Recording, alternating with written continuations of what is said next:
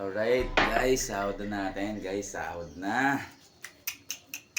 Makakapag-bar na rin tayo sa wakas.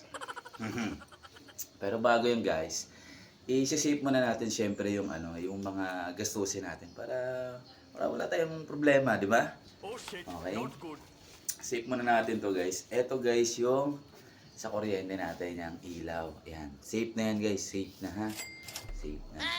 Tapos, ito yung sa tubig. Ayan, tubig natin yan, tubig. Tapos budget tayo sa bahay guys. Marami pa naman siya. Okay. Ito yung sa bahay. Bills naman to. Para sa mga gastusin. Alright. So meron pa tayo 1,000. So ito makakarating 1,000. Kasya ba to sa bar?